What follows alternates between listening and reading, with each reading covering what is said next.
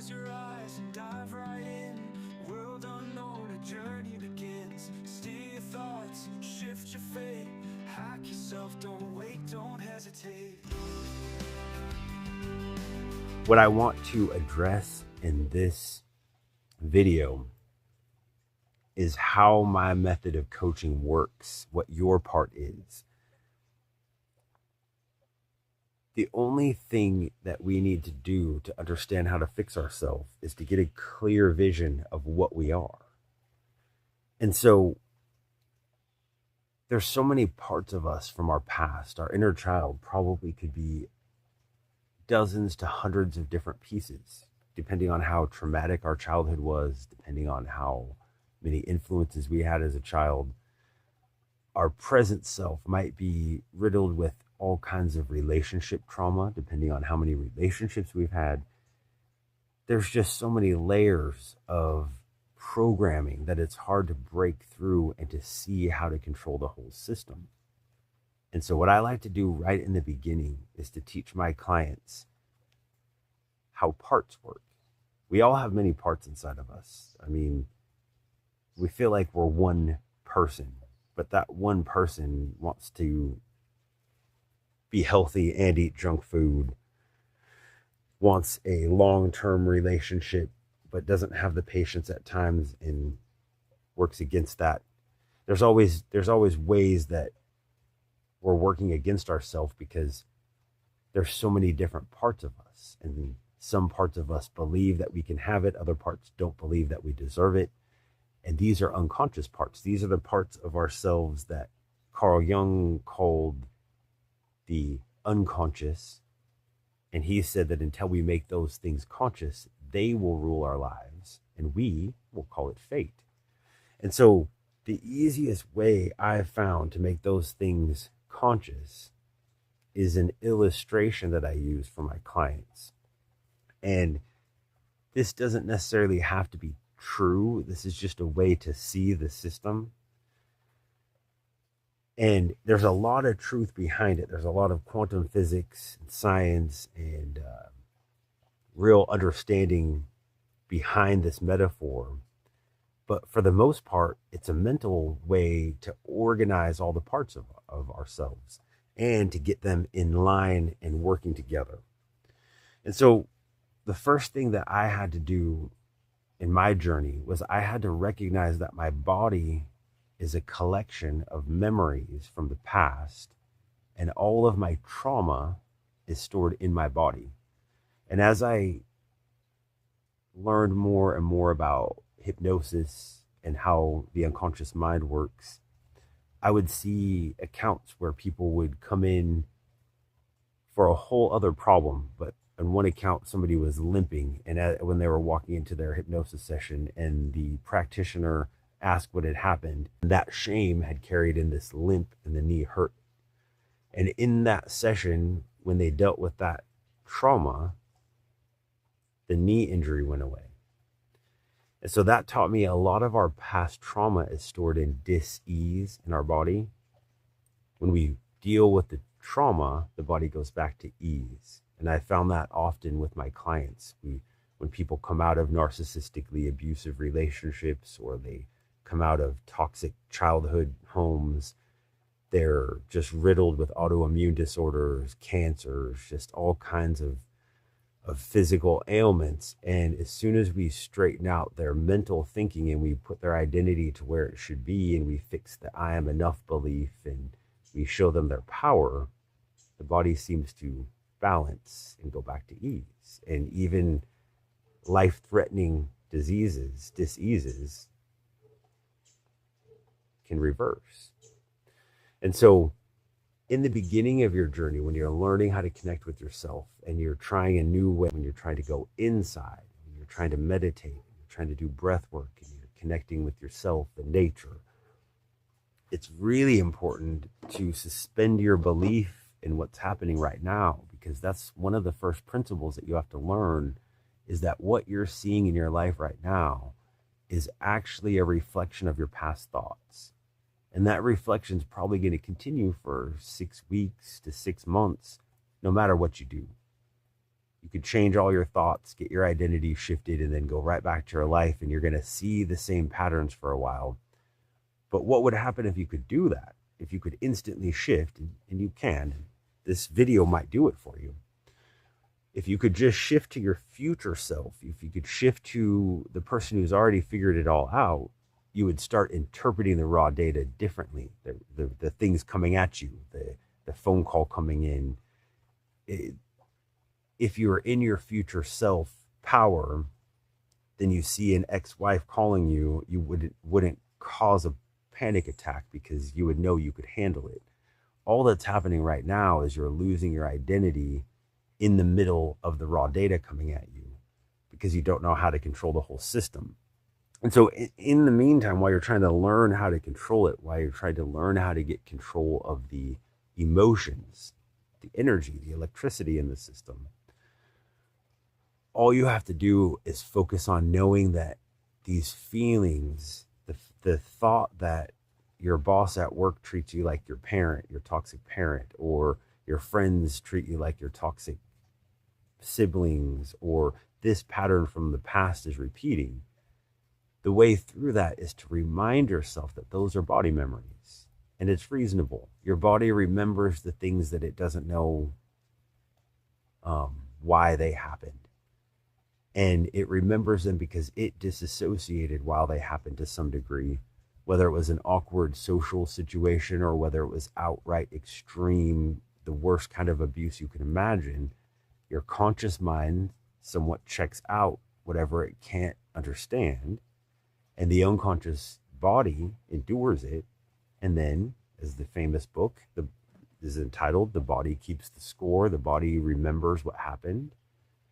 And once we grow up to an age where we have enough life experience that we can make sense of that situation, the situation starts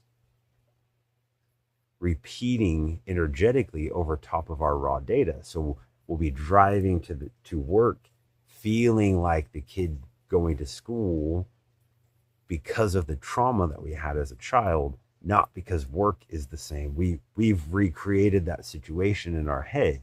And as soon as we fix that trauma inside, work will look totally different. And that's hard to see right now. It's from where you're at, I'm sure it doesn't even seem real, but there's a famous quote. I don't remember who said it, but it says, "As I change the way I look at things, the things I look at change." And you can see how that might be. If you're looking at something, a situation, and you don't know your power and you don't know you are enough to get through it, it might look scary. But then once you realize your power and once you realize that you are enough, it might not look as scary. And really, that's why sometimes when you look at the future, you have hope, and other times you look at the future and you're scared.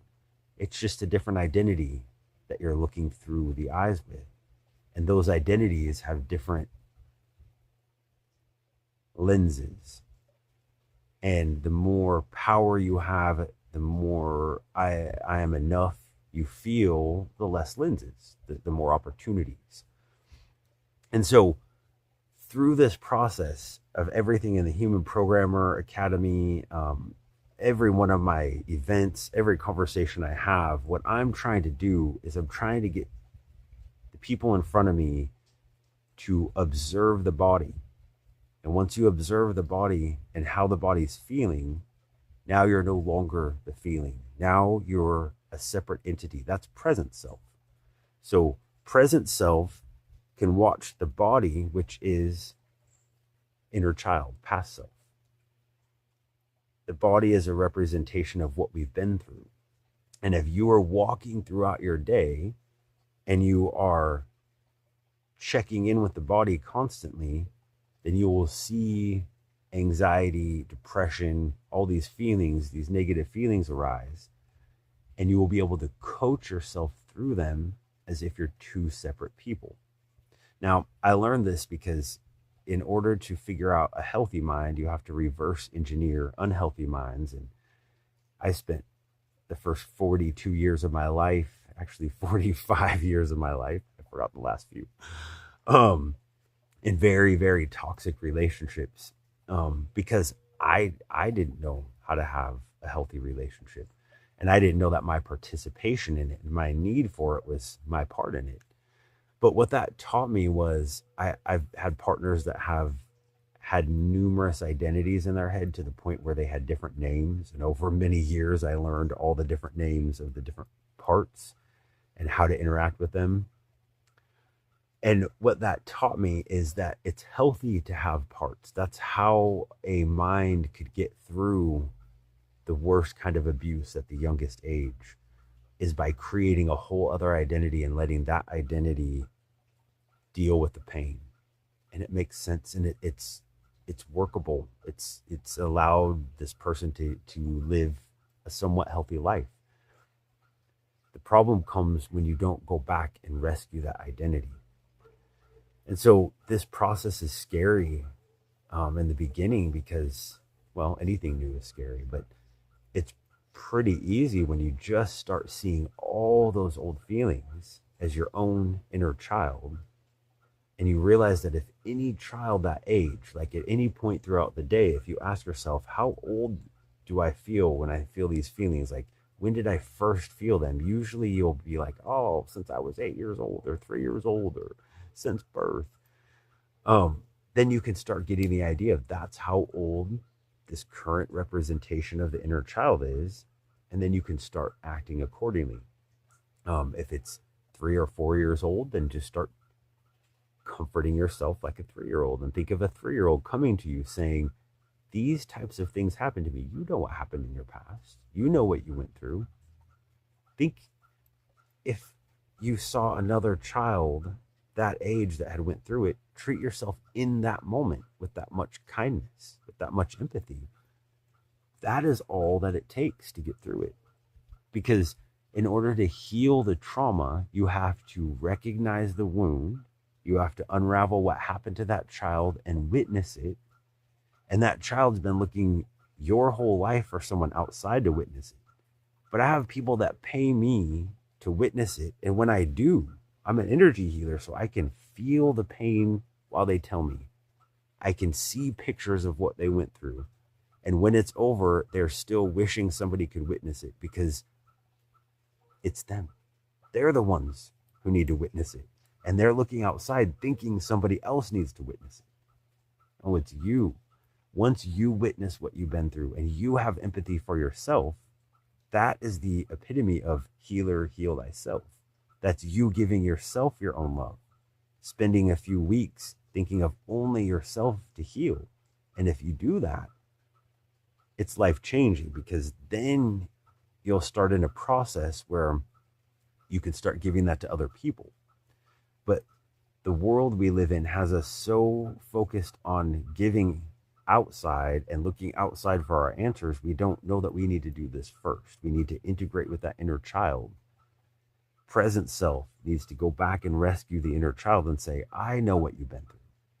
And that moment is kind of like the spiritual baptism or whatever moment of reckoning where your life turns around, because then somebody has witnessed your childhood pain. Now it can heal.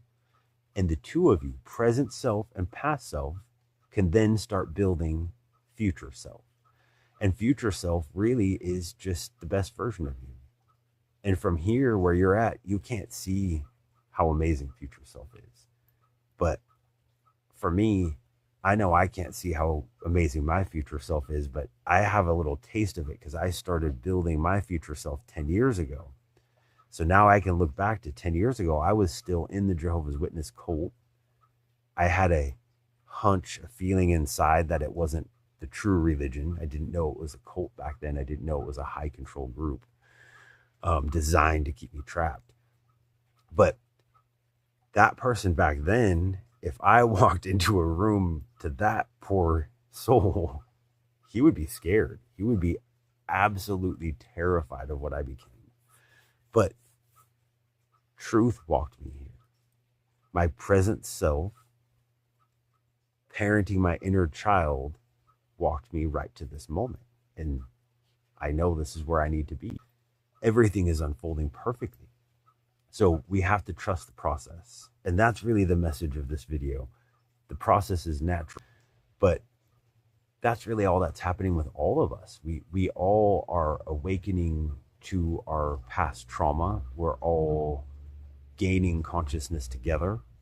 And I believe it's a natural process that's scary.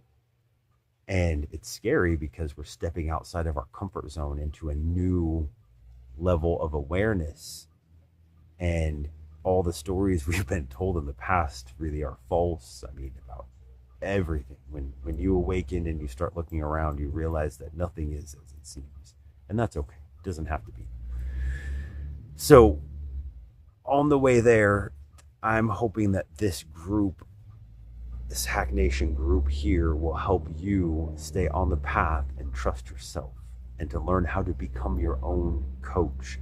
That's why I use the analogy of human programmers, because the story we told about our life up to this point became a story of victimhood because we didn't know any better.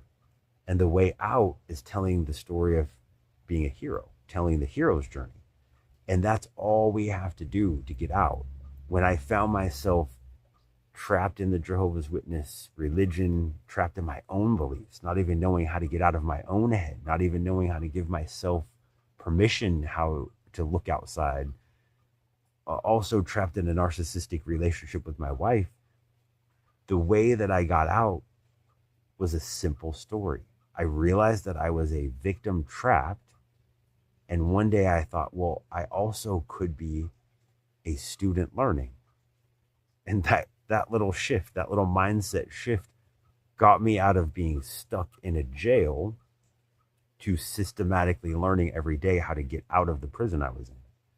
And that has never stopped. And that's really the key to getting out, is getting these three personalities: inner child, understanding that all your emotions you're going through throughout the day is your inner child just needing to be seen and heard, having your present self see and hear those emotions and take care of them and learn the lesson that you needed to learn. Most of the time it's to protect yourself and to watch who you give too much of your love to.